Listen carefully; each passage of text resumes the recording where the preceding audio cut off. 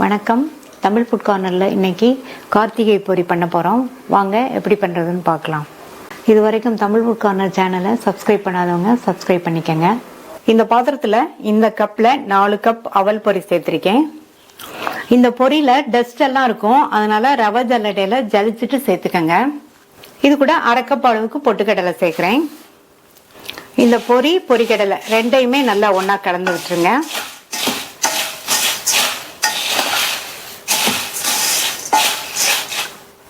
இந்த பேனில் 1/2 கப் தேங்காய் துண்டுகளை வந்து நல்லா குட்டி குட்டியாக கட் பண்ணிக்கோங்க.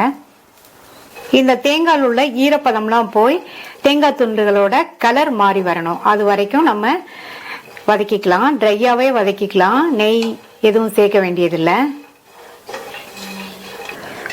தேங்காய் பீசஸ்ல உள்ள ஈரப்பதம்லாம் போயிடுச்சு, கலர் மாதிரி வந்திருக்கு பாருங்க. இந்த அளவுக்கு வறுத்துக்கணும், கருக விட்டுறக்கூடாது.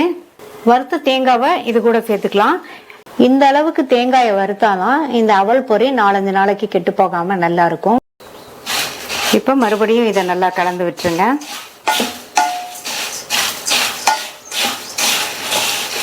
அடுத்து பாகு ரெடி பண்ணணும். 4 கப் பொரிக்கு 1 கப் பொடித்த வெல்லத்தை இந்த பேன்ல சேர்த்துட்டு 1/4 கப் தண்ணி சேர்க்கிறேன். இந்த வெல்லம் நல்லா கரைஞ்சி வரட்டும்.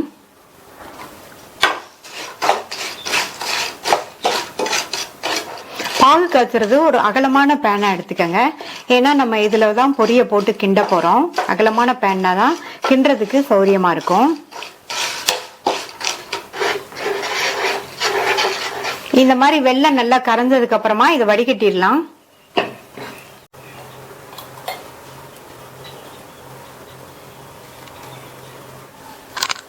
வடிகட்டின வெள்ளக்கரைசலை இதுல சேர்த்துட்டு கரெக்டான பாகுபதம் வர வரைக்கும் கிண்டிட்டே இருக்கணும். பாகு திக்காய் வரட்டும், அதுக்கப்புறமா நம்ம பாகுபதத்தை செக் பண்ணிக்கலாம். இப்ப பாத்தீங்கன்னா பாகு நல்லா திக்காய் வந்துருச்சு. செக் பண்ணி பார்க்கலாம். ஒரு கிண்ணத்துல தண்ணி வச்சிருக்கேன். அதுல நம்ம ரெடி பண்ண பாகை வந்து கொஞ்சமா விட்டுட்டு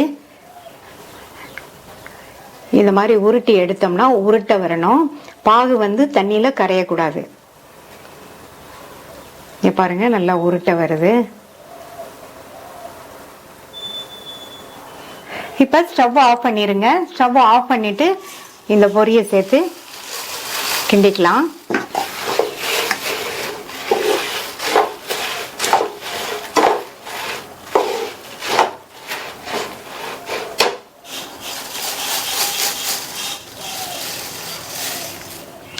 எல்லா பொரியையும் சேர்த்துட்டு இது கூட 1/2 டீஸ்பூன் சுக்கு பவுடரும் 1/2 டீஸ்பூன் ஏலக்காய் பவுடரும் சேர்க்கிறேன்.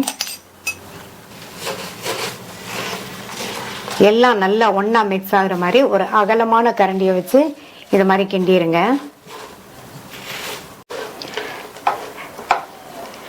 இப்ப நல்லா மிக்ஸ் பண்ணியாச்சு. நம்மளுடைய அவல் பொரி ரெடி ஆயிடுச்சு. பாத்திரத்துக்கு மாத்தி வச்சிடலாம்.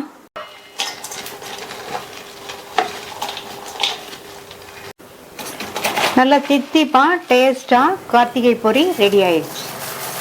ட்ரை பண்ணி பார்த்துட்டு உங்க கமெண்ட்ஸை சொல்லுங்க. தேங்க்யூ.